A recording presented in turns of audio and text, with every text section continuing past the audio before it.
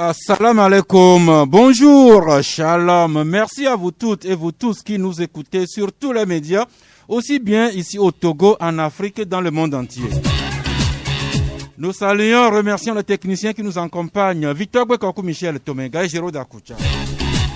Les confrères qui s'installent, également les invités, juste le temps que nous vous disions que au menu du Club de la Presse aujourd'hui, nous allons revenir naturellement sur la riposte à la Covid-19. Nous allons également aborder brièvement la situation sociopolitique de notre pays, le Togo. Et nous allons vous donner surtout des informations tous azimuts de proximité du Togo, aussi bien à Lomé ici que dans le pays profond. Et pour cela, au studio, 3 confrères déjà invités qui sont là. Augustin Amegandien du magazine Social Info, bonjour. Bonjour, bonjour à tous les auditeurs et auditeurs de Canal FM. Olivier Adja de AfriPresse Arakiri, bonjour. Bonjour, bonjour à toutes et à tous. Et la grande dame ODD Akouvi Djatougbe Roland Daziaka qui revient d'un périple dans le pays et sûrement qui va partager avec nous ses observations. Bonjour Djatougbe. Bonjour Sas. Merci, c'est parti. Nous attendons un confrère et un invité. Je les sens déjà nous rejoindre.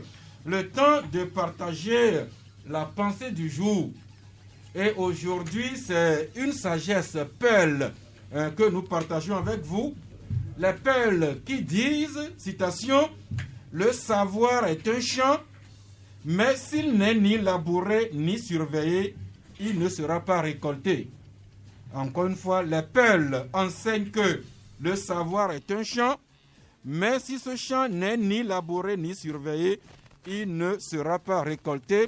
Djatougbe qui vient de visiter les paysans, nos parents dans le pays profond, ne nous démentira pas. Non, ça, vraiment c'est une richesse. Merci. Eh bien, labourons nos champs, surveillons-les et ainsi ils pourront nous produire de bonnes récoltes. Je parlais d'un invité, notre personne ressource qui va nous entretenir sur la riposte à la Covid-19. Il vient de nous rejoindre, Dr Pana. Bonjour. Bonjour.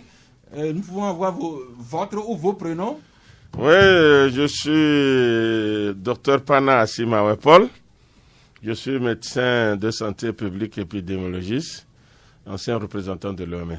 Merci et merci de mettre votre expérience au service de notre pays. C'est notre devoir. Notre devoir seulement. Si nous savions quels sont nos devoirs et si nous les remplissions comme il faut, peut-être que le Togo, l'Afrique, le monde entier se porterait mieux. Nous voudrions dédicacer cette émission aux citoyens de la République du Congo-Brazzaville. Si vous nous écoutez, Canal FM vous salue pour les 60 ans d'accession de votre pays à l'indépendance. La fête sera demain, 15 août. Mais comme il n'y aura pas Club de la Presse, nous vous souhaitons cet anniversaire par anticipation. Le Congo démocratique qui souffrira donc les 60 ans de son indépendance demain. Nous les jeunes, nous nous rappelons que le président qui a proclamé l'indépendance, c'était l'abbé Fulbert Youlou. Quelques années après, il a été renversé et son successeur s'appelait Alphonse Massamba Deba, lui-même renversé par le capitaine Marien Ngouabi. Et quand le colonel Marien Ngouabi a trouvé une mort brutale, le pays a basculé avec Denis Sassou Nguesso. Et quand la conférence nationale arriva avec la première et la seule élection démocratique que ce pays a connue depuis, c'est le professeur Pascal Lissouba qui a été élu, renversé encore une fois encore par Denis Sassou Nguesso. Et quand on totalise, Augustin, sur les 60 ans d'indépendance du Congo-Brazzaville, Denis Sassou Nguesso, lui seul, compte plus de 35. C'est la réalité, c'est l'Afrique. Mais aujourd'hui, on voit qu'il y a beaucoup de choses qui changent. Et nous espérons bientôt voir tous ces présidents qui ont fait plus de 30 ans pouvoir laisser la place à de jeunes qui arrivent et qui poussent. Merci, faites la comptabilité. Si Denis Sassou Nguesso seul prend 35 ans de pouvoir et il n'est pas prêt de débarrasser le plancher, quel est le sort qui est fait aux autres? Marc Abofran, bonjour. Bonjour Sas, bonjour à tous les fidèles du Club de la Presse et bonjour aux conférences studio. Merci. Avec votre respiration, on sent comment vous êtes arrivé ici en catastrophe. Eh bien, on va aller mollo Gatoubé. Je vous trahissais. Vous rentrez à Lomé après plus d'une semaine passée dans le Togo profond, dans le Togo réel. Alors, quels sont les enseignements, les observations que vous jugez important de partager avec nous? Ça, merci beaucoup. J'avoue que c'est une belle expérience que j'ai vécue ces jours à l'intérieur du pays. Notre structure a accompagné la FAO sur une mission à l'intérieur pour le suivi des activités de la FAO au niveau dans la région de la Kara, la région centrale et puis la région maritime. Donc nous avons des régions, c'est les localités. Les localités, nous avons parcouru au total 10 localités: Dangpen, Bassa, Kantin, Niamtougou, Lamatessi, Soutoubois, Blita. Nous avons fait aussi Kouvé, Atitogon. Et puis il y a une autre localité. Voilà, c'est à peu près les localités. Et ça, c'est vraiment enrichissant, si je peux le dire. Et désolé les émotions, parce que ces deux missions, il y a l'aménagement du barrage de Dangpen, de Gerenkuka, oui, parce que c'est à Gerenkuka. Donc, la FAO a accompagné la localité avec le gouvernement. Ils ont réaménagé le barrage historique culturel qui présente parce qu'il y a des crocodiles, et quand vous allez auprès de la population, c'est ce barrage, le barrage est historique culturel parce que ce sont des beliefs, c'est-à-dire les croyances, où ces crocodiles jouent vraiment un gros rôle dans la vie culturelle de ce milieu. Vu les crocodiles? Oui, ils étaient dans le retenue d'eau, la retenue d'eau, sorry. Donc à côté, il y a les maraîchers. Grâce à ce barrage-là, aujourd'hui, l'activité reprend. Tout est vert. Vous allez voir les maraîchers le sourire aux lèvres, et le travail continue. Et ça, j'ai eu l'occasion d'échanger avec le préfet de Dangpen, monsieur Nyakou, qui est vraiment exceptionnel. Il doit être un colonel. Oui, c'est un colonel. Il nous a reçu, il nous a présenté l'atout du milieu. Au fait, aujourd'hui, c'est ça, l'atout de nos communautés, l'atout de nos préfectures sur le plan écologique, environnemental, socio-culturel. Et vous avez également rencontré des groupements de paysannes. Des paysannes. Qui transforment le karité. Le karité, les noix de karité en beurre de karité ou de savon. Ça, ce sont des femmes écologiques. Ce sont des femmes vraiment bio. Et finalement, je suis venue à une conclusion où je dis, égal bébé, c'est-à-dire l'argent est dans la brousse. Et ça, c'est les femmes de Bassar qui préparent... Il y a les femmes de Bassar, il y a les femmes de Kantin. Les femmes de Kantin font la karité, les savons. Au niveau de Niamtougou, il y a moutarde. Les femmes font de moutarde. Et au niveau de Niamtougou, ça, il y a une femme exceptionnelle là-bas. Et elle, vous savez que les maniocs ne sont pas au nord, les matières premières. Mais elle l'a importé. Il y a la main-d'œuvre et il y a aussi, elle commence à installer une unité de transformation des maniocs en gari. Oui. Et dans cette localité, ce qu'elle fait, c'est vraiment exceptionnel. Merci. Je vous assure que le manioc est cultivé dans la préfecture de Doufergou, autour de Niamtougou. Et puis vous avez terminé votre périple par Kouvé. Non, pas à Titogon. À Titogon. À Titogon, nous avons visité la société, les producteurs de tomates. Là, c'est les tomates frais locales. Ils produisent les tomates et transforment en tomates concentrées qu'ils distribuent sur le marché. Mais ça, là-bas, on a échangé avec les producteurs. Aujourd'hui, cette année, vous savez, dans tout ça, il y a le Covid qui impacte réellement le travail de nos agriculteurs, le travail de ces femmes. Et au niveau de Couvé, actuellement, avec les changements climatiques, et non, c'est pas Couvé, c'est à Titogon, les changements climatiques, puisque eux-mêmes, ils ont les parcelles, ils produisent. Il y a 3 maladies aujourd'hui qui nous ont décrits au niveau de à Titogon. Donc, il y a une maladie qu'ils appellent couillon. C'est-à-dire que avec manque d'eau, les tiges, les feuilles et les tomates meurent puisqu'il n'y a pas pas manque d'eau, donc ils s'assèchent et elles meurent. Il y a une autre maladie qu'ils ont appelée ECPO. ECPO dans la langue c'est que ça devient comme jaune. Ça devient jaune et puis ça jaunisse et puis ça ne produit plus. Et il y a l'autre qu'ils appellent poly. Poly, c'est comme maquillage, make-up. Donc, eux-mêmes, ils ont donné des noms. Donc, poly, c'est que ça arrive aussi à Gboma, à la culture de Gboma aussi, les légumes. Donc, les feuilles des tomates changent de couleur. Et quand elles changent de couleur, il n'y a plus de production. Voilà, ce que vous donc, dites, ça, là, ça devrait intéresser le ministère de l'Agriculture, notamment l'ITRA, qui devrait s'inviter là et analyser ces maladies qui attaquent les cultures. Nous avons demandé cette question-là. Et les producteurs disent qu'il y a eu une délégation, effectivement, de ITRA qui était arrivée faire des prélèvements et tout, mais jusqu'à présent, ils n'ont pas encore de résultats.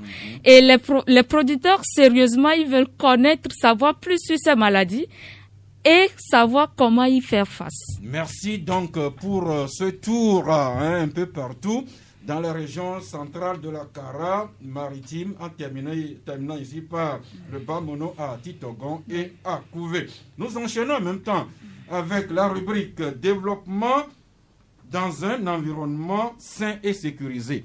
La semaine dernière, nous avons parlé de ces explosions qui ont ravagé Beyrouth, la capitale du Liban, avec les conséquences aussi bien humaines, en perte de vie humaine, les gens disparus, les milliers de blessés, les habitations, le port de Beyrouth qui est hors d'usage et beaucoup de dégâts que le Liban n'a pas encore réussi à juguler. Et comme on dit chez nous, quand la case de ton voisin brûle, tu t'empresses de t'assurer que chez toi, ça va bien. C'est ce que le Togo a fait, notamment le ministère de la Sécurité, le général Yab. Et là-dessus, le canal indépendant écrit « Sécurité ». L'explosion au Liban alerte le Togo. Et Togo Matin, lui aussi, écrit à la page 3 « Sécurité portuaire ». Au Togo, les autorités sécuritaires préfèrent prévenir que guérir. Alors, instruit par la catastrophe du Liban, le ministre Yark a instruit une commission d'inspection des magasins portuaires et de stockage des marchandises dangereuses dans notre zone portuaire. Et Yark disait que c'est le lieu d'envisager des échanges plus approfondis sur tous les risques industriels et produits dangereux dans tous les secteurs de notre pays, et ceci pour éviter d'être surpris. Augustin? Oui, vous savez ce qui s'est passé au Liban, c'est un drame. Pour donner juste une idée aux auditeurs, c'est une explosion causée par le stockage du nitrate d'ammonium de plus de 2000 tonnes dans le port de Beyrouth qui a explosé, et aujourd'hui on est à plus de 150 morts identifiés et à plus de 300. Ils sont à plus de 170 morts maintenant, mais encore des gens qui n'arrivent pas à retrouver sous les décombres. Oui, plus de 3000 sans-abri, des dégâts matériels importants et financiers. Le port vous l'avez dit tout à l'heure, le port de Beyrouth qu'on ne peut plus l'utiliser, donc ils sont rabattus sur Tripoli. L'autre Tripoli, pas Tripoli de la Libye. Non, l'autre port de Tripoli au Liban. au Liban. Donc, c'est une situation aujourd'hui qui pose problème. Ça a conduit à des conséquences, même sur le plan politique. Donc, aujourd'hui, le Togo a décidé de se préparer, de répertorier tous ces produits dangereux qui sont supposés ou bien qui sont exportés dans le pays pour des besoins industriels, etc. Donc, je crois que c'est une bonne initiative. Maintenant, ils ont donné, je crois, un délai de 1 mois aux concessionnaires qui sont au port et aussi aux responsables du port autonome de Lomé, puisque tous ces produits-là soient répertoriés et voir dans quelles conditions ils sont stockés.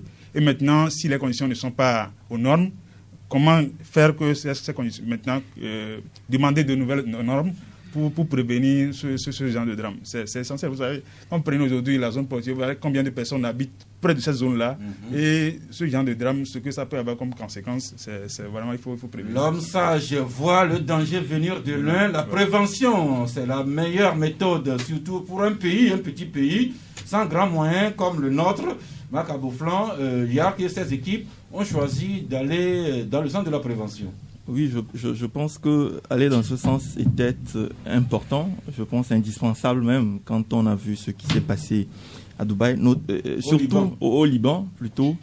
Surtout que notre pays, il y a quand même dans la zone portuaire un certain nombre d'infrastructures qu'on peut retrouver normalement dans la zone portuaire, mais qui ont eu une certaine proximité inquiétante.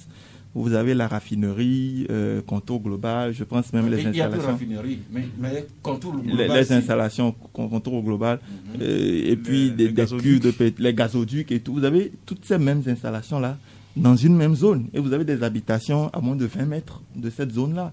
Et quand on a vu ce qui c'est vrai qu'aujourd'hui, on est en train de faire de la prévention sur tout ce qui est produits dangereux qui sont en train d'être exportés, mais quand même je pense qu'avoir tous ces liquides-là dont on connaît le niveau d'inflammabilité dans la même zone est déjà un potentiel danger, non seulement pour le pays, mais également pour la population, parce qu'il y a tellement d'habitations. Je ne sais pas s'il faut commencer aussi par envisager des plans de relocalisation de ces populations-là qui vivent pratiquement collées. Trop à proximité de ces sites industriels-là. Et puis, je pense que nous avions fait le choix d'une zone franche, ce qui, à mon avis, est très intéressant sur le plan investissement. Mais on ne peut pas mettre, en tout cas, c'est le drame du Liban qui, à mon avis, nous ouvre les yeux tous. On ne peut pas mettre une zone franche à proximité d'habitation. Vous voyez beaucoup d'installations industrielles et à côté, c'est-à-dire, des fois même, ce n'est que le mur de séparation entre les installations industrielles et des habitations. Et donc, à mon avis, il faudrait aller au-delà des simples produits qui sont exportés, qui sont importés, mais penser, à mon avis, à refaire toute la géographie de notre zone portuaire. Merci. Je voulais ajouter à ça, et ça repose la question des respects de certaines conventions. Et là, je parle de la convention de Bâle, qui parle de le mouvement transfrontière des déchets dangereux et les substances chimiques. Donc, ce qui est arrivé au Liban, c'est juste pour rappeler à tous les États la manière dont on doit gérer écologiquement les produits chimiques dans nos pays. Merci. Ces usines, même les stations-service un peu dans le quartier, est-ce que toutes les mesures de sécurité y sont qui pourraient protéger les voisins immédiats de ces stations? Vous rappelez ce qui s'est passé à Accra? Bien sûr, nous prions que ça ne nous arrive pas. Mais l'homme sage doit prier comme si tout dépendait de Dieu, mais travailler comme si tout dépendait de lui-même.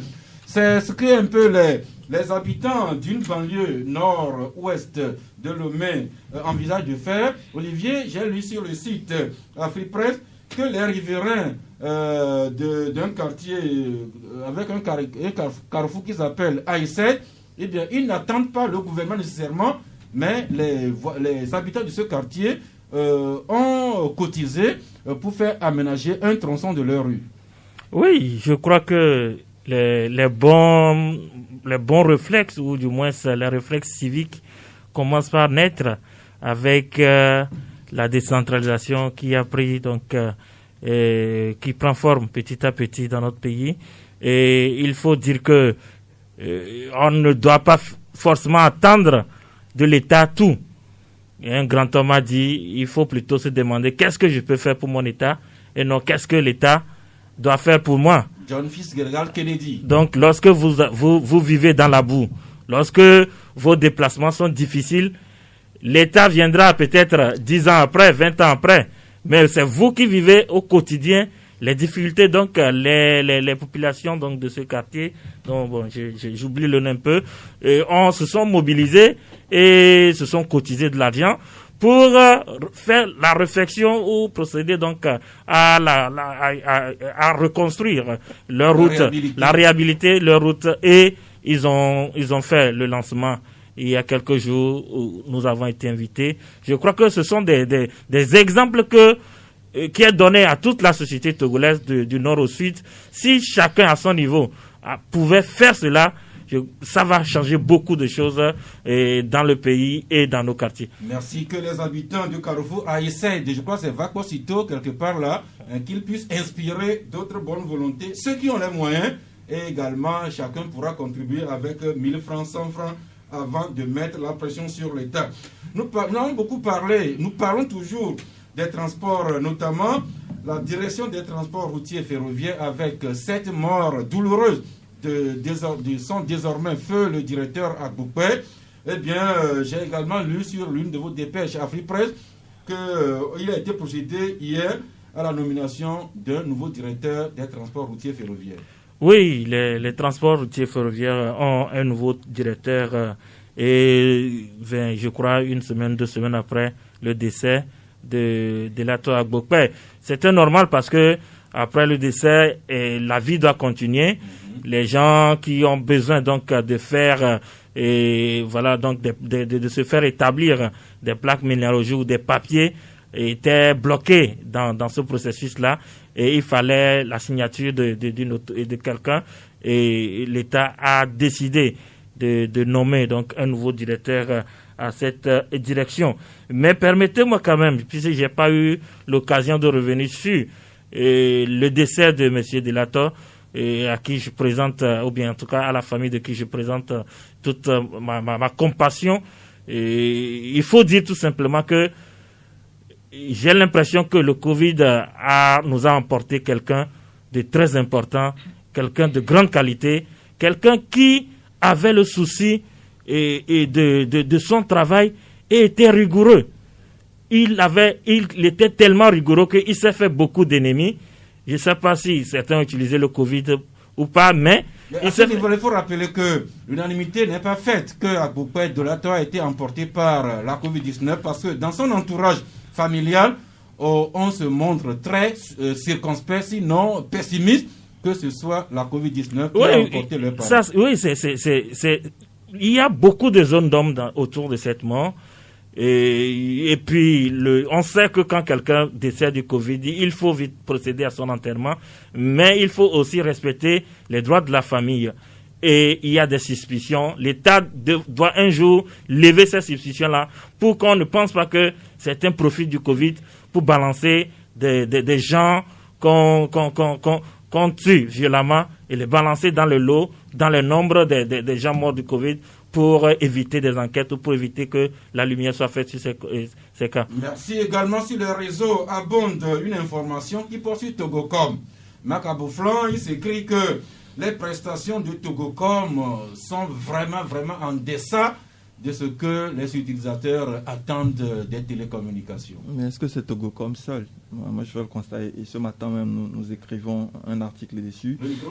Ce matin même, nous écrivons un article là-dessus. Les prestations des opérateurs de télécommunications, généralement, sont en deçà de toutes les attentes. Pour moi, qui suis journaliste exerçant essentiellement sur le web, je suis amené, que ce soit les appels GSM, l'Internet ADSL ou l'Internet mobile. Je suis ADSL, même la fibre optique.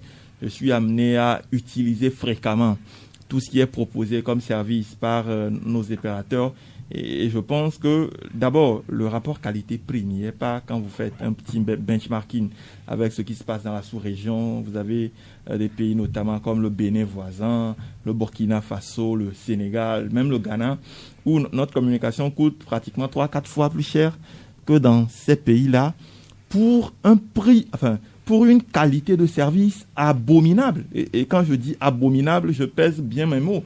Et quand vous passez même de l'utilisation, vous avez aujourd'hui les services financiers par mobile que nous utilisons chez ces opérateurs-là, notamment Timoni et Flouz. Et surtout, pour Togocom, Timoni, quand vous avez le malheur de faire une erreur ou d'utiliser timonier et vous avez des soucis. Le service client ou le service après-vente n'est quasiment pas disponible. Quand ils sont disponibles, ils ne vous trouveront jamais réponse à vos interrogations. Vous envoyez de l'argent qui des fois est bloqué dans le réseau. Ça fait jamais même on ne vous rendra ces sous-là. Et donc, à mon avis, je pense qu'il y a un ras-le-bol général de tous les Togolais par rapport à la qualité. Aujourd'hui, on est obligé d'utiliser ces services-là parce qu'on n'a pas d'autre choix.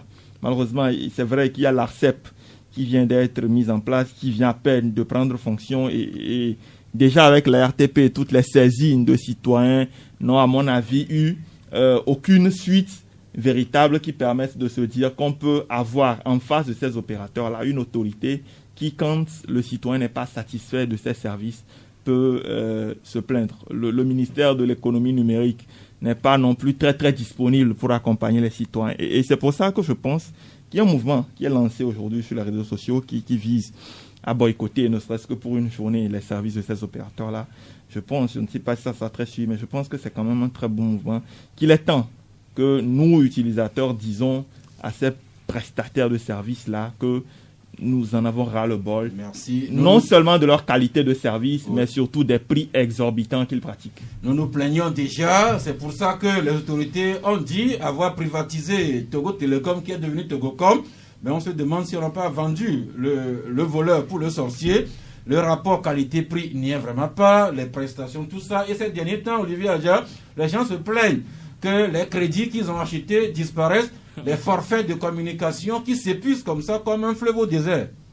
Oui, ce sont des plaintes que nous avons. Nous-mêmes, parfois, on se pose la question si on n'est pas victime de cela, mais on n'a pas les mesures ou du moins les instruments pour pouvoir vérifier. Et je crois que dans tout pays, on doit avoir des structures comme la CEP à qui on peut se plaindre et qui doivent remonter nos plaintes et donner une suite à ce qui se dit. Parce que lorsque vous avez le monopole dans un domaine, vous avez tendance à en abuser. Vous avez tendance à faire ce qui vous plaît, histoire de vous remplir les poches. Donc, il va falloir que on ait aussi des structures de contre-pouvoir qui défendent les intérêts des citoyens et qui permettent à la structure ou à ces compagnies-là de respecter leur cahier de charges. Merci. Maintenant, nous ouvrons la page santé avec cette information que les pouvoirs publics nous ont communiquée. Une nouvelle campagne de distribution de moustiquaires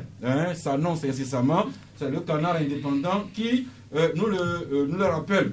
Le gouvernement togolais qui se prépare à lancer une nouvelle grande campagne de distribution de moustiquaires imprégnés à longue durée d'action. Et pour cela, il est procédé à des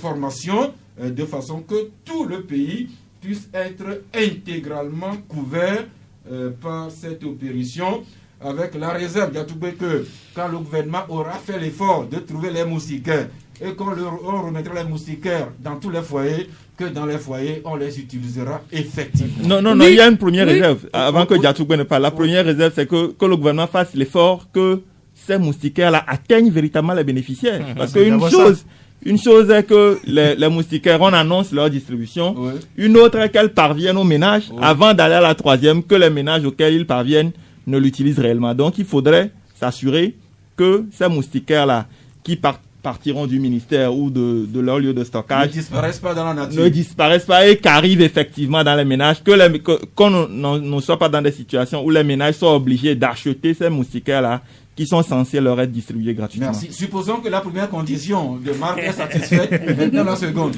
Oui, la seconde, c'est important parce que j'avoue que passer une semaine au fond et toucher la réalité au niveau des communautés, je crois que c'est vraiment important parce qu'il faut plus de sensibilisation.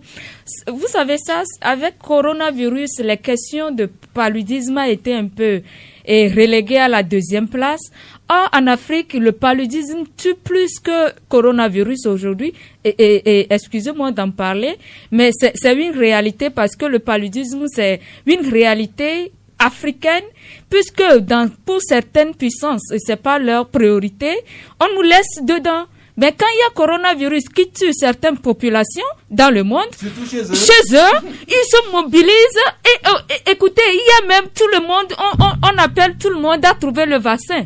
Aujourd'hui, pourquoi toujours continuer à distribuer les moustiquaires ou bien aller vers un vaccin pour notre paludisme, par exemple? Ce sont des choses comme ça, nous devons réfléchir, ce sont des réflexions pour nos laboratoires, pour nos chercheurs à l'université. Peut-être que les grands pays ne s'intéressent pas trop au paludisme parce qu'ils n'en souffrent pas. Ils n'en souffrent nous pas. Qui en souffrons depuis la nuit des temps, nous devons réfléchir. Qu'est-ce que nous faisons? La question reste posée.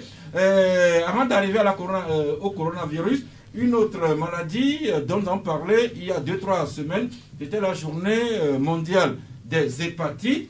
Et Augustin, votre journal Social Info revient là-dessus avec une enquête qui fait froid dans le dos. Vous avez circulé un peu dans les milieux scolaires de la région de la Kara. Il semblerait que plus de 12% des élèves des écoles de Kara sont testés positifs aux hépatites.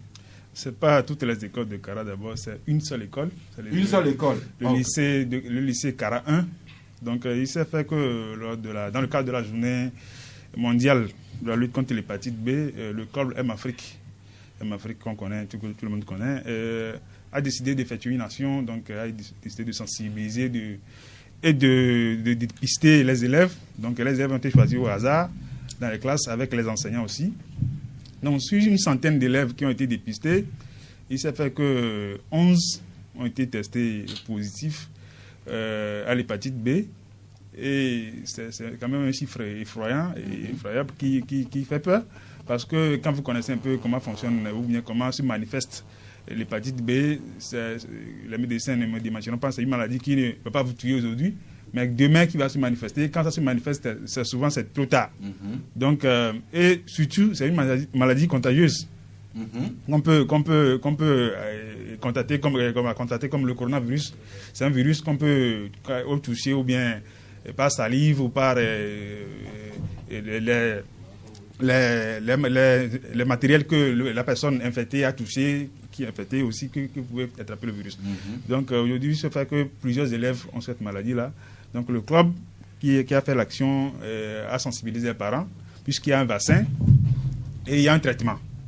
Donc les parents ont été sensibilisés, la communauté aussi, les enseignants ont été sensibilisés pour la prise en charge de ces élèves d'abord, et puis pour que l'État puisse continuer à faire de telles actions pour permettre aux élèves de connaître leur statut et savoir justement que faire. Merci. Donc 12,8% des élèves de ce lycée Kara 1 qui ont été testés positifs aux hépatites B. Qu'est-ce que ça donnerait si on faisait cette enquête au plan national? Nous avons maintenant notre invité, Dr Pana. Oui, justement, j'allais venir à vous. Diatoubouya a parlé de paludisme. Social Info parle d'hépatite B. Vous qui êtes médecin, surtout ancien fonctionnaire de l'Organisation mondiale de la santé, vos réactions, aussi bien sur le paludisme que sur l'hépatite B. Merci beaucoup. Ça, c'est très content d'être parmi les journalistes. D'abord, je voudrais vous rendre un très vibrant hommage pour tout ce que vous faites dans le cadre de la communication en matière de lutte contre la maladie en général et contre l'épidémie de la COVID-19 en particulier. Votre contribution en matière de sensibilisation est on ne peut plus très très importante. Cela étant dit, le paludisme, on le sait, il dure depuis des dizaines d'années, pour ne pas dire des centaines, parce qu'il existait.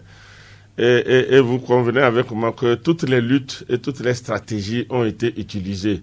Aujourd'hui, nous sommes à un stade où on privilégie la prévention. Mais comme toute autre maladie également, surtout endémique, la prévention reste la règle d'or, la prévention. Je reviendrai sur le vaccin, comme la consoeur l'a dit tout à l'heure. Il faudrait qu'on dise que la prévention consiste d'abord à l'hygiène. Dans toutes les maladies, l'hygiène est extrêmement importante. Il faudrait qu'on s'arcle, parce que quand on voit le cycle de moustiques et de la nouvelle fenêtre en particulier, c'est au niveau de nos habitations que les eaux éclorent, les eaux usées, etc. Et cela amène à ce que l'anophèle femelle puisse prendre le plasmodium et aller le donner à un individu sain. Donc si individuellement, nous faisons l'effort de ne pas avoir les gîtes larvaires autour de nos maisons, dans nos quartiers, dans nos villages, on réduirait d'une façon drastique, justement, la probabilité d'avoir des anophèles femelles infectées qui viennent donner la maladie aux populations. C'est pour cela aussi qu'on a promu, l'Organisation mondiale de la santé et les pays ont promu l'utilisation des moustiquaires imprégnés. Et cette fois-ci, ce qu'on appelle l'action durable, MILDA.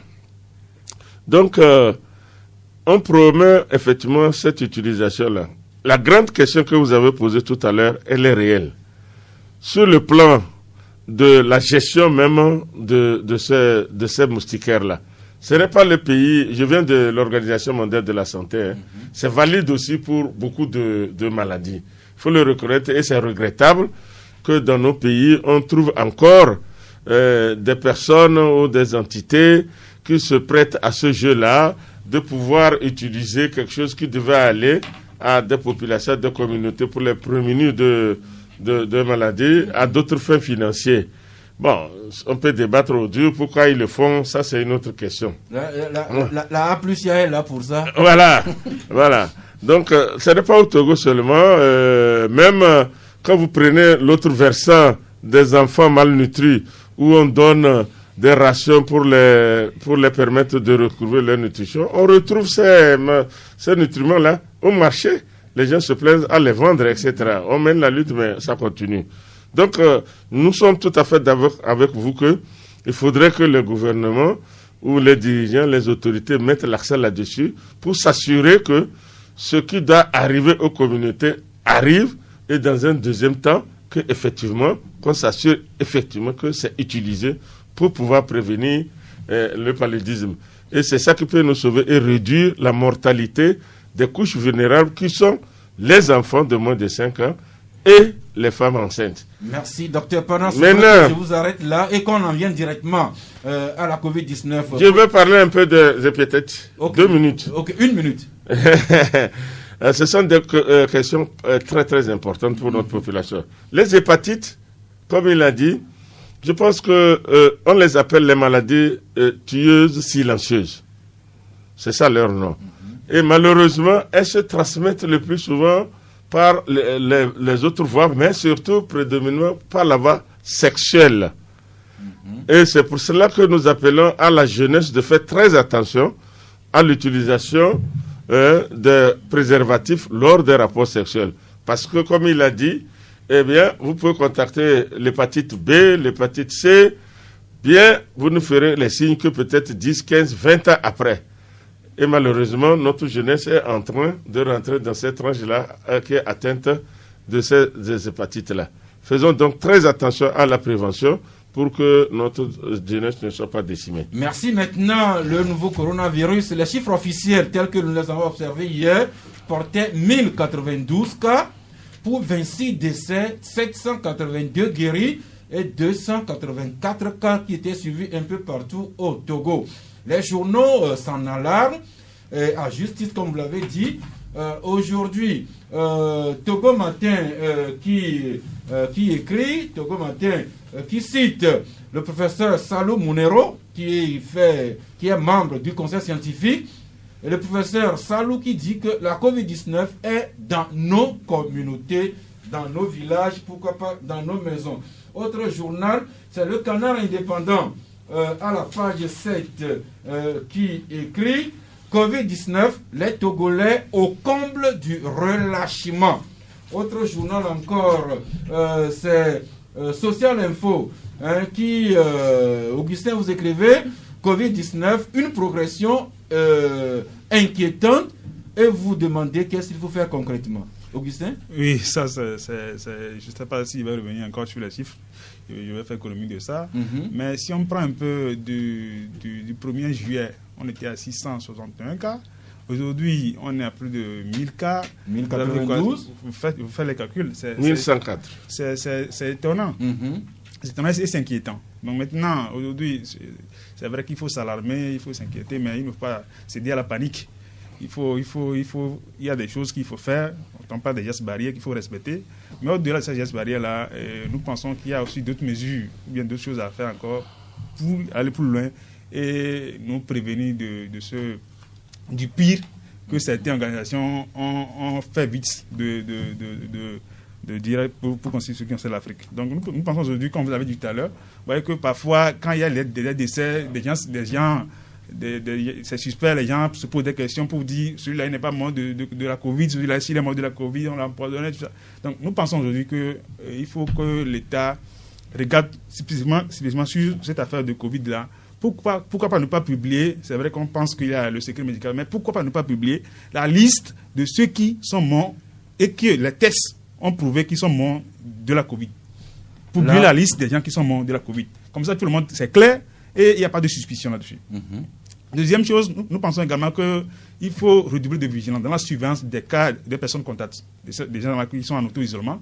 Parfois, on te dit que la personne est hier en auto-isolement, tu le vois dans la rue, tu te demandes, mais le gars là, il vient peut-être de revenir d'un voyage, mais il se retrouve dans la rue, il discute avec les gens, et peut-être 2 jours, 3 jours plus tard, il est testé positif. Entre-temps, il aura contaminé autour de lui. Donc aujourd'hui, il faut renforcer la surveillance des gens là qui sont revenus de voyage, etc. L'autre chose, c'est que nous constatons aussi que l'investissement dans la recherche, aujourd'hui, je pense qu'on ne devait pas rester derrière et regarder et attendre un vaccin ou bien un traitement. Nous aussi, on peut prendre des initiatives. Et je pense qu'aujourd'hui, il faut investir, il faut donner de l'argent, il faut vraiment investir dans ce domaine-là. Depuis 2 semaines, nous parlons beaucoup des chercheurs de l'Université de Lomé qui sont en sécheresse financière au point qu'ils ne pourront plus passer au stade test clinique des cadres projets de médicaments sur lesquels ils travaillent. Mais docteur Pana, Social Info se demande qu'est-ce qu'il faut faire concrètement. Il y a un journal, L'Humanité, qui écrit qu'il faut sévir davantage pour discipliner ceux qui sont têtus. Avant de venir à sanction, pas sanction, voulez-vous nous rappeler ce qui explique cette flambée de contamination sur ces 2-3 dernières semaines? Merci beaucoup. Encore ravi, je vois que vous vous intéressez beaucoup à ce sujet-là et vous êtes au parfum. Bien, on ne va pas revenir sur les statistiques qui vont peut-être pouvoir donner des détails qui vont nous prendre beaucoup de temps. La première des choses, qu'est-ce qui explique qu'on a une augmentation des cas ou l'apparition des cas inhabituels? Le Togo ne fait pas exception, il faut d'abord le dire. Si vous regardez dans le monde entier, c'est une situation qui est actuellement préoccupante dans tous les pays, y compris les pays qui avaient connu la pandémie avant nous en Afrique et particulièrement dans notre sous-région et au Togo. Alors, ceci s'explique par le fait que quand nous prenons le cas du Togo, vous avez vu que les mesures barrières qui ont été édictées depuis avril, il y a eu certaines levées. On a levé sur certaines mesures barrières. Comme cela, c'est passé également dans beaucoup de pays, notamment les pays du Nord. Et on a remarqué que l'apparition de nouveaux cas était liée justement au fait qu'on a allégé certaines mesures barrières qui font que les gens se sont probablement dit que si on a levé les mesures barrières, c'est que ça va. C'est que la maladie n'est plus très dangereuse, la propagation n'est plus inquiétante. Et boum, on voit que les nouveaux cas commencent à réapparaître. Si nous prenons le cas du Togo, il est tout à fait évident que quand on suit l'évolution statistique des cas au jour le jour, on se rend compte que depuis 2-3 semaines, on enregistre régulièrement de nouveaux cas. En moyenne, une vingtaine de cas par jour. En moyenne, une vingtaine par jour jusqu'à maintenant. Ceci s'explique par plusieurs facteurs. Le premier facteur, hier j'ai suivi la télévision New World TV. Ils ont fait une petite enquête dans la rue et j'ai eu froid au dos. Parce que tout ce qu'ils ont montré, 90% ne portaient pas le masque, malgré que ces personnes-là étaient côte à côte. Ça veut dire qu'en ce moment, il y a des risques élevés de propagation. Je rappelle que le coronavirus ne se déplace pas. Il n'y a que l'homme qui le déplace d'un endroit à un autre et d'un instant à un autre. Donc, à partir du moment où vous avez parmi la population des gens que nous appelons asymptomatiques, c'est-à-dire des gens qui logent le virus, mais qui ne se savent pas malades, et à qui on n'a pas fait le test, et on ne peut pas écrire sur leur front qu'ils ont le virus dans le sang, eux-mêmes ils ne le savent pas.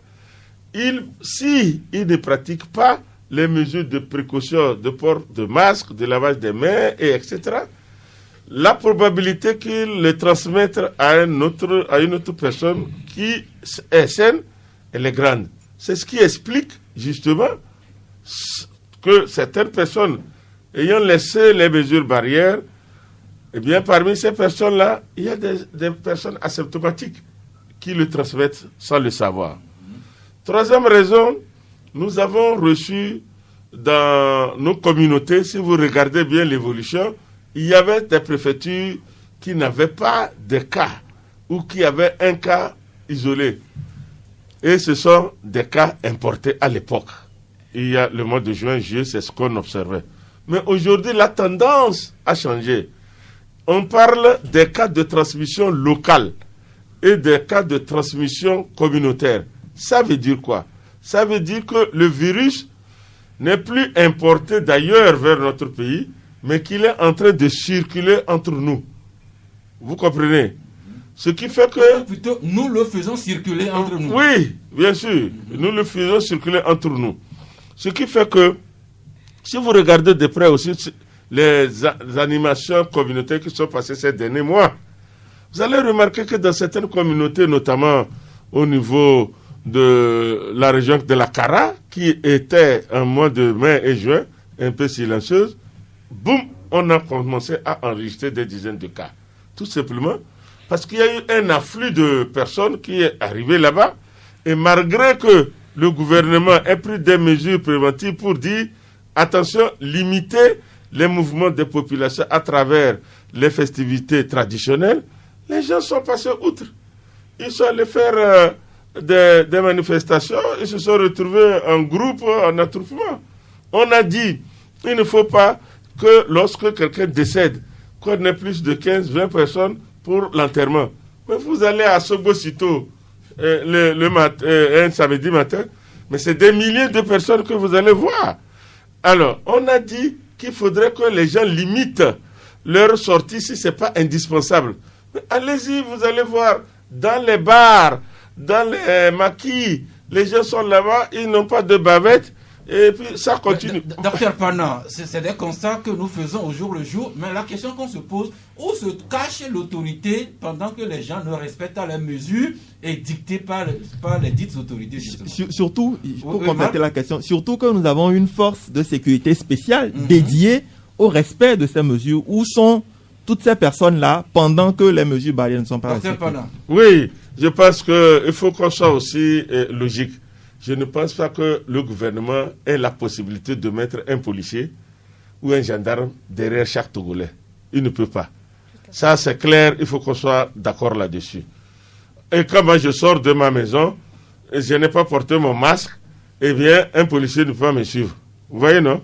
Donc, c'est très difficile de pouvoir dire cela. Mais vous avez vu quand même que ces derniers temps, la loi a été prise avec des amendes, etc. Et les policiers font ce qu'ils peuvent faire. Il faut le dire. Il faut ce qu'il faut faire.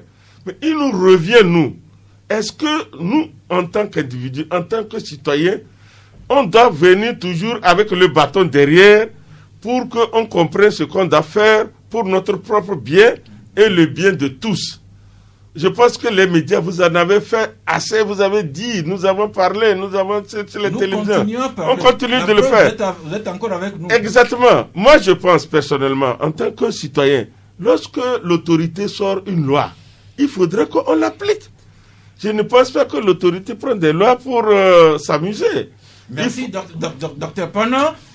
Pour cela, l'État avait décrété, le gouvernement avait décrété l'état d'urgence sanitaire, initialement de 3 mois. Ça a été reconduit pour 45 jours et la reconduction expire dans 48 heures, dimanche 16 août. Alors, je ne sais pas, qu'est-ce qui est envisagé? Est-ce que dimanche, nous allons apprendre que l'État dit maintenant que tout est relâché, ou bien est-ce que l'État sera contraint de reconduire l'état d'urgence avec à la clé un certain durcissement des mesures, éventuellement? Je pense que tout le temps, je suis passé comme les autres collègues sur les médias, nous avons dit ceci, nous le répétons. L'État ou l'autorité ne tardera pas à prendre ou de revenir sur certaines mesures contraignantes si on constate effectivement que la situation continue à se dégrader, y compris certaines mesures de restriction individuelle et collective. L'État ne tardera pas à le faire. Et ça va de l'intérêt de nous tous. Parce que l'autorité, ce qui le préoccupe, c'est de ne pas enregistrer des Togolais qui meurent. Vous avez vu que le nombre de décès, qui était pratiquement resté pendant des semaines à 0, a commencé à augmenter. Nous sommes à 26 aujourd'hui. 7 en 8 semaines. Voilà. C'est inquiétant. Si l'État voit que, attention, ces citoyens, ces enfants sont en train de mourir chaque jour, eh bien, c'est pas à cause de certains concitoyens, excusez-moi le mot, indélicats, qu'on va laisser que la maladie continue de décimer d'autres personnes qui sont innocentes parfois. Donc l'État ne tardera pas, je suis sûr, à revenir sur certaines mesures restrictives. Eh bien, nous verrons dimanche la mesure que prendra l'État. Est-ce que le gouvernement jugera important et opportun de lever l'état d'urgence, ou bien est-ce que cet état d'urgence sera reconduit avec des mesures? Nous le verrons. Ça, je voulais juste témoigner ce que j'ai vu à l'intérieur, puisque le docteur a parlé des mesures barrières. Dans certaines localités, il y a la prise de conscience. Vous voyez les gens qui se protègent toujours dans les masques, mais il y a certains, totalement, c'est l'ignorance. Et j'ai l'impression que... Bon, au fait, c'est pas l'ignorance, il y a insouciance, tout est dedans, parce que quand vous allez même au fond, mais laissons l'homme, quand vous allez même au fond, dans les communautés rurales, mais il n'y a pas la prise de conscience, il n'y a pas la sensibilisation, le message ne passe pas. Les gens sont normaux, ils vivent comme d'habitude. Il y a certains mais qui vont te dire que coronavirus, il faut oublier cette maladie. Exactement. Merci, parce que ce qu'elle vient de dire est très important. Remarquons que même, vous savez que le Grand Lomé, y compris le Golfe et puis à Guagnébé, le Grand Lomé a plus de 55% des cas actuellement. C'est plus de la moitié. Plus de 500. Ça veut dire que le foyer même encore là, parmi nous, dans le Grand Lomé. Et il y en a qui vous disent, c'est faux, c'est la maladie des Blancs qui nous... Ils dénient la maladie. Ils sont bien au courant, mais ils refusent d'appliquer les mesures. Comment comprendre cela? Peut-être qu'on va y arriver quand les outils vont entrer dans le jeu. Mais j'aimerais faire une précision quand même, oui, par rapport à la réaction. C'est vrai qu'on est tous conscients que l'État ne peut pas mettre un policier derrière chaque citoyen. Mais nous avons quand même une force de 5000 hommes. Et il y a des cas d'école. C'est-à-dire on ne parle pas de chaque citoyen individuellement qui ne respecte pas. Mais nous savons que nous avons des zones où il y a des concentrations de bars qui tout le temps fonctionnent avec plein de personnes qui ne respectent pas les mesures barrières. Nous avons des citoyens qui s'agglutinent dans des lieux. Et des fois, au vu et au su des forces de sécurité. Et à mon avis, on ne peut pas faire le gendarme devant chaque citoyen, c'est vrai. Mais on peut, sur un certain nombre de cas, sur des discothèques qui continuent pas à rouvrir, sur des bars où des gens ne respectent pas les mesures barrières, sur un certain nombre d'institutions qui ne mettent pas les dispositifs de lavage de mains et tout, l'autorité peut encore faire quelque chose. Pour continuer en la matière, il faut quand même rendre hommage à ce maire-là, même s'il n'a pas beaucoup de moyens. C'est le maire de la commune Golfe 5. Et il fait des sorties, il visite les bars, il menace de les fermer. à se demander, d'abord, si lui fermait les bars de sa juridiction et que ça ouvre à côté, quels sont les moyens dont dispose le maire avocat ou ses camarades maires? Oui, mais c'est le lieu aussi au-delà du maire avocat. Monsieur Sass, je pense qu'il faut se mettre à la place de l'autorité parfois, des maires, des préfets, tout ça. Vous savez, il n'y a pas que le côté sanitaire, il y a plusieurs effets.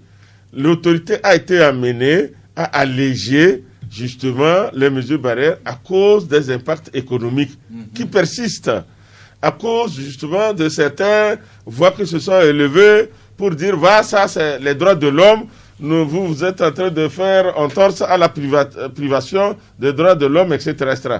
C'est un cocktail d'éléments qu'il faudrait analyser avant de pouvoir mettre en place certaines mesures. Et ça, c'est extrêmement important. Parce qu'il suffit que demain, on prenne la décision d'aller fermer des bars, d'aller contraindre des gens à pouvoir payer des gens, que vous allez voir certaines organisations se lever pour dire « Ah non, ça c'est trop fort, c'est ceci, cela ». Donc, c'est le juste milieu. Je crois que c'est pour cela que chaque fois que la question a été posée, eh bien, le gouvernement, je fais partie du conseil, le gouvernement a amené des gens autour de la table pour analyser les tenants, les aboutissants avant de sortir les mesures. Merci. Nous allons nous ouvrir sur les auditeurs incessamment. Juste une minute pour aborder un peu la page politique à partir de 2 journaux. L'Humanité, journal L'Humanité qui écrit formation d'un nouveau gouvernement. Et pour l'Humanité, l'attente dans la formation de ce gouvernement suscite incompréhension et interrogation. Et puis je lis à la page ici du confrère L'Alternative, confidentiel. C'est l'homme Classou a déposé la lettre de démission du gouvernement. Mais l'Alternative précise que la démission du Premier ministre, c'est l'homme Classou, n'est pas rendue publique. On ne sait pas encore quand ce le sera. Et Marc Aboflan, Olivier Adja, 1 minute sur le sujet. D'abord, l'attente dans la formation du nouveau gouvernement et ce confidentiel dont parle l'Alternative. Non, il faut dire que l'attente a été très longue. Et toujours, c'est pas bon, de façon est très longue. Et on nous a dit que c'est parce que, voilà, pour des raisons de Covid-19, de mesures barrières, etc. Et c'est pas trop, mais c'est pour ça que le gouvernement n'a pas été encore, en tout cas, n'a pas encore démissionné. Mais je crois que ça agit beaucoup sur le pays. Et les choses sont à la traîne. Et même le citoyen lambda dans la rue crie déjà donc à des problèmes parce que le Covid nous crée déjà des problèmes, ou bien la Covid plutôt nous crée déjà des problèmes. Donc si on va encore ajouter à la lenteur, à la léthargie au niveau de certains ministres qui sont portés disparus quasiment, et il y a que quelques têtes. Donc on voit encore sur les médias, sinon les ministres, on dirait qu'ils se reposent la plupart du temps. Donc il faut aller vite. Et les cas en la matière, c'est le ministre de la Santé. Ailleurs, c'est le ministre de la Santé qu'on voit le plus, mais chez nous ici, la dernière fois, on l'a vu seulement quand il réceptionnait un don.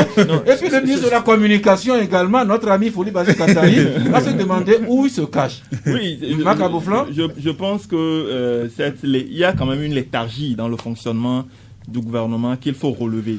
Et je pense qu'il était normal quand même que vous ne pouvez pas être un Premier ministre, vous allez devant l'Assemblée, vous sollicitez un état d'urgence sanitaire, vous demandez à légiférer par ordonnance, et quelques jours après, sans attendre la fin de cet état d'urgence, vous donnez votre démission. À mon avis, ce n'était pas normal. Donc on devait logiquement atteindre la fin d'urgence, la fin de l'état d'urgence étant presque à sa fin. Je ne sais pas si la flambée des cas de coronavirus et des décès ces 2 derniers jours, avec ça, on va opter pour une prolongation, mais je pense que pour quand même les activités économiques et tout ça aussi, il faudrait lever définitivement cet état d'urgence. Mais il se fait quand même que, normalement, le gouvernement est toujours de plein droit dans son travail. Les ministres doivent rester éveillés parce que tant qu'on vous nomme ministre, tant que le gouvernement, la démission n'est pas rendue et officielle, vous devez rester dans vos fonctions. Mais comme vous venez de le souligner, il y a plein de ministres qui ont disparu. Je ne veux pas donner leur nom, mais je sais qu'ils se connaissent. Notamment dans cette crise-là, il y a plein de ministres qu'on aurait dû voir, le ministre de la Santé, le ministre de la Communication. Sur la question même de la sensibilisation sur le Covid, le ministère de la Communication a disparu.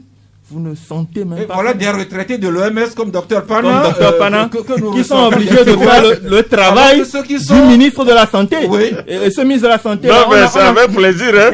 C'est pas parce qu'on est retraité qu'on est fatigué. Mais il y a quelqu'un qui a payé. Il y a quelqu'un qui a payé pour faire ce travail. Il y a quelqu'un qui a payé et qui n'est même pas aux côtés de ses collègues médecins. Parce que quand vous êtes ministre de la Santé, vous êtes médecin, on s'attend que dans une crise comme celui-là, où c'est celui qui soit au front, celui qui comprend les besoins des collègues médecins. Mais chaque temps, les hôpitaux se plaignent du manque de matériel de protection. Et donc, à mon avis, ces ministres-là ont carrément disparu. Nous parlons. Ce n'est pas seulement les ministres, hein. Le Premier ministre, même le chef de l'État. Parce que le gouvernement ne tient plus de conseil des ministres.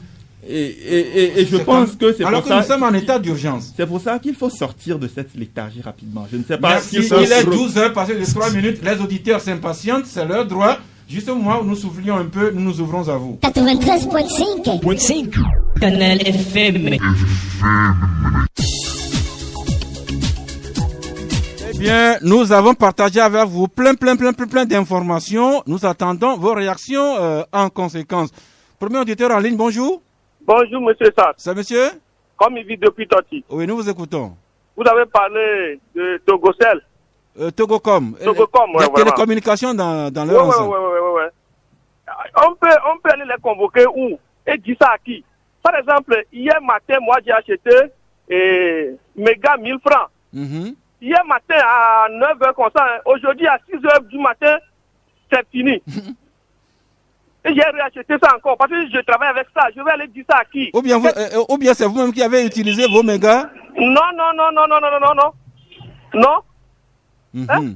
Ça veut dire quoi tout ça là? Eh bien, je ne sais pas où vous pouvez aller vous plaindre, mais déjà vous en parlez. Togocom écoute, le ministère de l'économie numérique également écoute.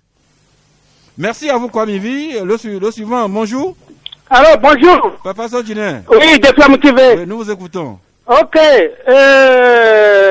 Tout à l'heure, vous avez parlé de la distribution de moustiquaires. Oui. Le coupon qu'on nous avait donné avant, là. Ils n'ont pas encore respecté ça. Les coupons sont là. Ils vont encore réinscrire bien comment. Et secondo, moi, je voulais parler de Covid-19. Oui. Tout le monde sait que la maladie existe. Mais si vous vous déplacez de la ville, vous allez à l'intérieur du pays, et personne ne pose de masque. De Bavière. Mais la maladie n'est pas ça. Toujours la maladie, on dit que la maladie est Lomé. Comment je parle de ça dans les villes, dans le village, à l'extérieur de la ville, on me dit, est-ce que vous avez trouvé une famille dans laquelle il y a la maladie Covid-19? Alors je dis, je n'ai jamais trouvé. Bon, celui qui a dit tout à l'heure, le journaliste qui a dit qu'on inscrit les noms pour qu'on sache que telle ou telle personne a été tuée de Covid. Qu'on invente pas de quoi là. M. Avocat est décédé tout à l'heure, la fois passée, on a dit que c'est Covid qu'il est mort d'empoisonnement. Merci, bonne journée. Vous savez, il faut quand même soigner la dignité des malades et surtout des décédés. Le gouvernement sera avisé en conséquence. L'auditeur suivant, bonjour. Bonjour, ça. Oui. Moi, je voudrais aborder par rapport à la formation du gouvernement. C'était dit qu'avant que le chef d'État, après son prestation du serment, il doit déclarer ses biens. Mais jusque-là, on a dépassé l'étape de 92 jours sans que le chef d'État présente ses avoirs. Cela veut dire que le chef d'État, ça ne peut pas mal d'être volé. Voilà, c'est qui table la formation du gouvernement. Alors, est-ce qu'il y a un rapport entre le fait que le chef d'État publie ses avoirs et qu'il forme le nouveau gouvernement? Mais comme c'est écrit dans la loi organique, le premier citoyen, c'est le chef de l'État.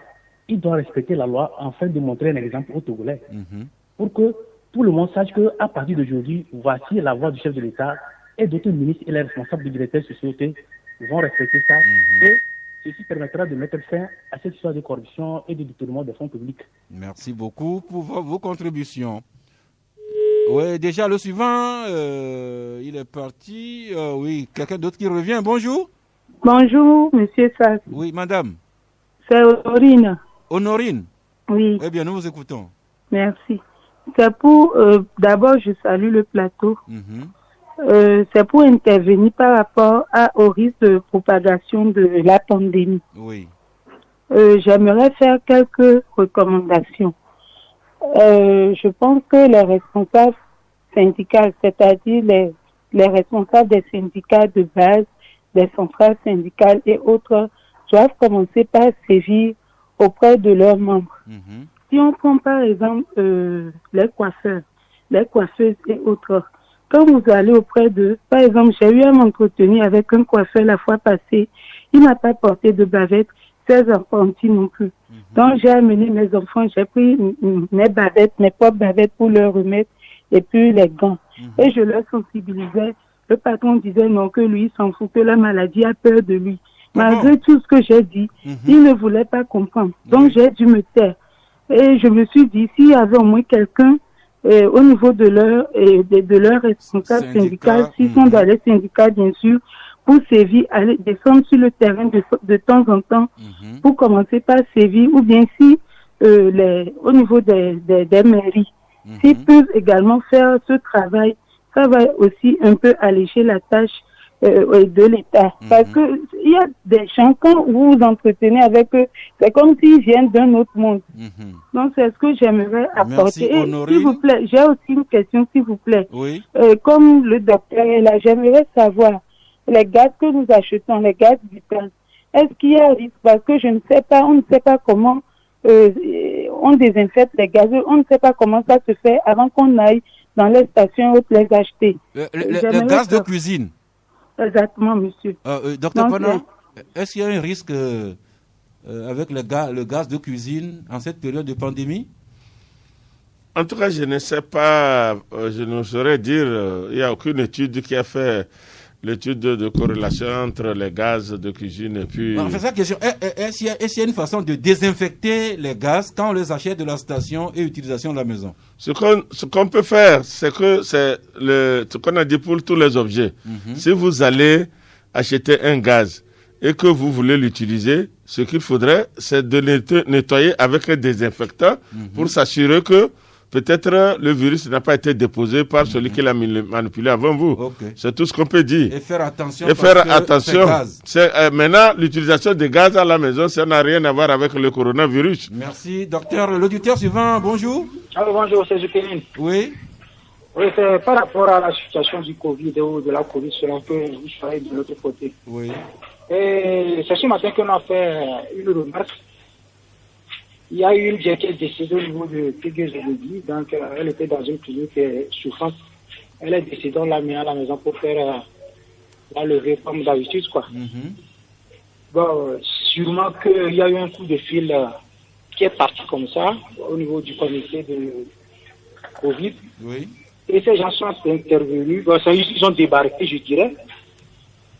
Sans aucune analyse, ils ont demandé de voir la vieille, c'est-à-dire le corps de la défunte. Oui. Bon, ce qui a été fait, bon, c'est un cas musulman, on les a laissés, ils sont rentrés, soit ils disent que non, que c'est une mort de Covid. Ah bon. Et je vous dis que séance tenante, ils ont embarqué le corps, ils sont partis. Et cela a été que par le bon sens des proches de la défunte que on a choisi certaines personnes pour les accompagner au cimetière. Ah bon? Franchement, ils n'ont pas fait très attention. Ils sont allés faire le test de dépistage sur le corps de la défunte à son domicile. Je me suis demandé si est-ce que ça se fait, c'est-à-dire sur place, et par quel mécanisme ça se fait pour donner le résultat et expliquer aux gens que c'est de la Covid que la personne est morte, que c'est l'embarquement qui s'ensuit. C'est pas normal. Merci Zoulkenil. Docteur Pana, est-ce que ce cas-là est vraiment plausible? Je ne saurais dire puisque je l'ignore, mais ce qui est sûr, c'est que lorsque les services compétents de cette santé sont saisis d'un cas suspect de Covid, ils ont le droit et le devoir d'y aller s'assurer, après les interrogations, après les entretiens, de dire « Ah, ça peut être effectivement un cas suspect » et ils peuvent en ce moment faire un prélèvement pour donner le résultat après à la famille. Donc je ne connais pas ce cas, donc je ne peux pas donner plus de détails. Merci. L'auditeur suivant, bonjour. Bonjour, monsieur Chasse. Oui. Je salue le plateau spécialement à la dame qui est entre vous là-bas. Merci. Elle n'est pas entre nous, elle est avec nous. Oui, elle est avec vous parce que je la remercie de ce qu'elle a parcouru les localités. Elle m'a impressionné. Monsieur Sass, vous savez, quelle est la vérité de l'Afrique aujourd'hui, spécialement le Togo? Qu'est-ce que je veux dire? Vous avez parlé de 3 maladies. Le paludisme, la COVID-19, hépatite et B. vous avez parlé de l'hépatite B. J'ai aimé. Mais attention, Monsieur Sass, vous avez déjà parcouru la traumatologie, la maternité et la pédiatrie au Togo? Non, je refuse. Je suis victime de quelque chose que je ne peux pas te dire, mais je vais te rencontrer, tu vas me regarder et tu vas voir. Et je vais dire, l'hépatite B, le docteur vient le mentionner tout de suite que ça peut rester pendant plus de 20 ans. Oui, je suis tout à fait d'accord avec lui. Mais je vais passer par l'émission pour saluer votre confrère Ferdinand Haïté qui avait révélé quelque chose par rapport à la traumatologie. Il est parti. Docteur, vous avez quand même compris l'essentiel. Je pense qu'il voulait dire qu'il y a d'autres maladies qui tuent encore, notamment les équipements de nos centres hospitaliers. Peut-être.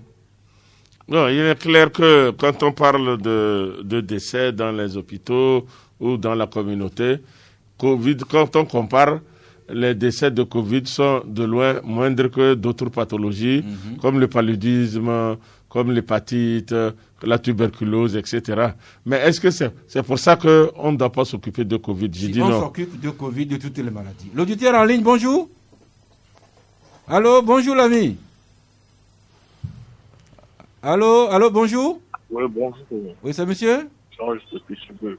Georges depuis Segbe. Oui. Ok, nous vous écoutons. Sur le palu et puis Covid-19. Oui. Palu, c'est juste encourager nos gouvernants à réfléchir vraiment pour que nous puissions trouver une solution pour Palu. Les Blancs, ils s'en foutent, ils s'enrichissent. Donc, c'est pas leur problème. Quand Ebola est venu, quelques minutes après que quelqu'un a été en Europe et aux États-Unis, ils ont trouvé une solution. C'est la même chose pour le Palu. Si nous, ici, nous ne nous débrouillons pas, ils vont nous laisser comme ça. Donc, nos gouvernants, aidez-nous, s'il vous plaît. Merci. Covid-19, la force est là, mais elle est impuissante. Moi, je suis sorti pour voir le jour où on a fait Tabaski. Si vous voyez le carrefour Limousine, comment les gens étaient en fait là-bas. Les policiers étaient là, la force était là, mais ils étaient moi, je ne sais pas comment on va mettre distance sociale là entre des gens qui sont en train de boire. Je ne sais pas comment ils vont faire. Moi, j'étais choqué. J'étais choqué. Les policiers étaient là, mais ils n'arrivaient à rien faire. Donc, c'est difficile pour eux.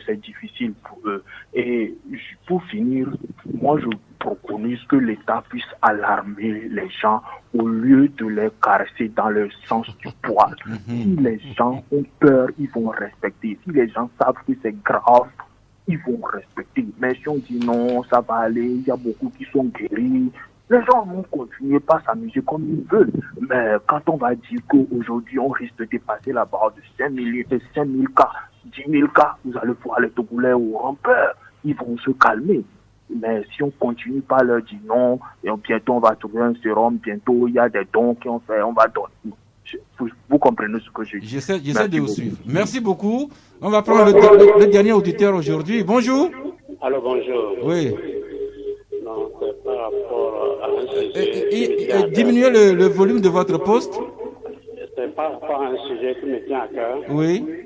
Bon, par rapport aux nominations de M. Gbemé à des ambassadeurs au-delà, je voudrais dire au chef de l'État, il est temps qu'il nomme le Premier ministre pour que les choses reprennent rapidement. Parce que quand on entend ces audios, nomination ambassadeur, ça ne sonne pas bien dans nos oreilles, quoi. Il faudrait que les choses soient claires immédiatement pour que le pays avance. Merci. Voilà la situation au Togo. Le président qui est déclaré élu, qui a prêté serment, et il met plus de 6 mois pour former son gouvernement. De l'autre côté, à Boyome, il procède à des nominations un peu partout. Qu'est-ce qu'il faut croire? Chacun se fera sa religion. Eh bien, avant que le docteur Pana nous fasse le point, Marc Aboflan, 1 minute sur ce que vous avez écouté de la part des auditeurs. Ce que j'ai écouté quand même beaucoup de choses et je pense que je voulais réagir que sur le dernier auditeur qui parle de nomination tous azimuts et qui indique la nécessité pour le chef de l'État d'aller en gouvernement. Je pense que c'est cette léthargie qui est installée un peu à la tête de l'État ces 2 derniers mois qui explique aussi toutes ces agitations, toutes ces plaisanteries. Je pense que nous sommes dans un état de droit où chacun peut se permettre une certaine liberté, mais c'est cette léthargie-là qui ne dit pas son nom. Donc il est important, comme le souligne l'auditeur, que très rapidement que se mette en place un gouvernement, mais comme on dit, un véritable gouvernement de compétences, pas un gouvernement de gens qui, une fois qu'ils seront nommés, vont s'encastrer dans leur bureau pour ne plus jamais en ressortir. Merci Augustin Megadien. 1 minute pour revenir sur quelque chose qu'un auditeur a dit et qui vous interpelle. C'est justement ces personnes-là qui ne croient toujours pas que le coronavirus est une réalité et qui continuent de penser qu'ils sont immunisés, je ne sais pas par quoi. Et ce qui est inquiétant, c'est que dans ce virus, c'est que tu peux te protéger comme tu veux, mais si la personne à côté de toi ne te protège pas, il te met en danger. Donc aujourd'hui, tout le monde doit prendre conscience et savoir que les médias, tout ce que les journalistes disent, vous savez, si le corona n'existe pas, au moins un journaliste va enquêter et viendra nous dire. Donc tous les médias aujourd'hui sont d'accord sur que cette maladie-là existe. Donc je crois que les populations doivent suivre ce que les autorités disent et se protéger, observer les gestes barrières et continuer d'observer, de ne pas protéger soi-même et protéger les autres autour de soi. C'est important. Olivier Adja, 1 minute. Oui, non, mais c'est toujours l'affaire Agboukpé parce qu'il y a un auditeur qui est revenu sur ça. Je crois que M. Agboukpé était admis dans une clinique, si je me trompe, donc avant son décès. Et même le processus, je crois que le test a été fait sur le corps après et qu'on nous a dit donc que c'est le Covid. Donc, le test a été fait de son vivant ou bien ce que moi j'ai appris, c'est après, c'est le cas sur le cadavre. Ce que j'ai appris, peut-être que je n'ai pas les bonnes informations, mais ce que j'ai appris, c'est sur le cadavre que le test a été fait. Donc je crois que c'est un dossier qui va en tout cas continuer par susciter interrogation jusqu'à ce qu'on ait totalement la lumière sur ce qui s'est passé. Merci. Madame Odede Gatougué. Je remercie les auditeurs qui nous écoutent, qui ont participé. Et, par rapport à la maladie de Covid, je voulais juste préciser que l'unité, la force mise en place pour assurer le respect sur la voie, la nationale numéro 1, ça se respecte. Ça se respecte, tout ce que j'ai vu tout au long de mon parcours jusqu'à arriver à Lomé. Et ça se respecte. Et là, c'est un gros chapeau que je tire à la force Covid. Une fois n'est pas coutume. Car, oui. Bon, avant-hier, sur les barrages qu'ils ont fait sur la route. Sur la route. Ce qu'ils font dans les villages, c'est autre chose. C'est autre chose. Et ça, je profite pour vous dire qu'actuellement, vous avez 2 super fans qui vous suivent depuis la FAO au siège. Oui, ça s'appelle Madame Alphonsine et Monsieur Luc. Ils sont les agents de sécurité de la FAO. Merci beaucoup, Madame et Monsieur, depuis la FAO. Ça nous fait chaud au cœur de vous suivre. Nous allons faire notre possible pour vous satisfaire au jour le jour. Docteur Pana, avant votre conclusion, un auditeur me corrige que les chiffres officiels, actuellement, c'est 1104. Exactement, j'allais vous donner ça. 1104 contaminations. À la date du 13, ça veut dire hier, oui. Nous avons 1104 cas confirmés, 791 guéris, oui. 287 cas actifs et puis 26 décès avec un total de 50 884 tests réalisés. Voilà la situation. Un ratio de 6,60 tests pour une tranche de 1000 habitants. Voilà. Merci. Ça, c'était à la date d'hier. Merci à l'auditeur qui a attiré notre attention. Voilà. Maintenant, votre point en 90 secondes. Ouais, 90 secondes. Non, je pense que j'ai écouté tout le monde. Ce que je veux dire, c'est d'appeler les gens et les autres mais je vais faire une référence. Sur les réseaux sociaux, vous avez vu une éminente personnalité ivoirienne, en l'instar de Madame Gbagbo, Simone Gbagbo, qui a témoigné sur la Covid-19. Donc, il y en avait aussi qui l'ont fait. Bon, au Togo, j'espère qu'un jour, quelqu'un aussi pourra témoigner dans ce sens-là. Mais il faut dire que l'éthique médicale ne permet pas qu'on vienne dire les noms des malades, des décès, etc.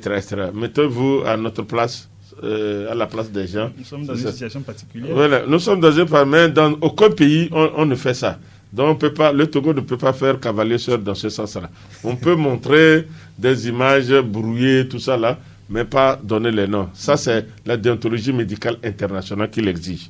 Maintenant, je voudrais appeler tout le monde à être conscient que la maladie est là, elle est encore là, elle ne restera pendant des temps. On ne sait pas, personne dans ce monde ne prédit quand est-ce qu'elle va finir. Il faudrait donc que chacun prenne sur lui le respect et la mise en œuvre des mesures barrières pour que, individuellement, ils se protègent, mais également protéger collectivement les autres. C'est très important. Et chacun de nous doit être, comment j'allais le dire, le surveillant de son prochain.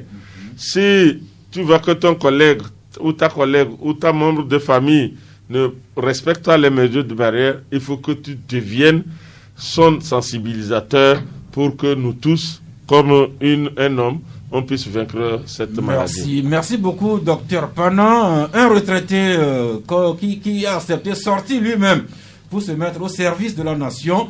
Si chacun pouvait faire comme ça, on se porterait beaucoup mieux. Vos cartons de fin d'émission, carton vert pour quelqu'un qui, selon vous, qui fait bien, carton jaune pour mettre en garde et carton rouge pour punir. Docteur Pana aussi, vous préparez votre carton. On commence par qui? Augustin?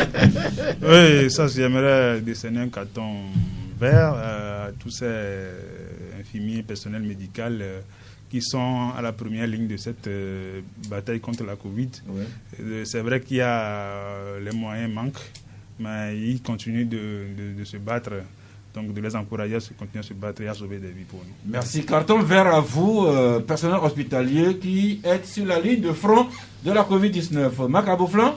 Carton vert également à tous ceux qui comprennent, savent que le Covid est bel et bien là, qui prennent toutes les mesures pour se protéger eux-mêmes, qui essayent aussi de faire de la sensibilisation. J'ai vu beaucoup de médecins défiler, beaucoup d'autres corps, des journalistes, des agents de santé, des maires.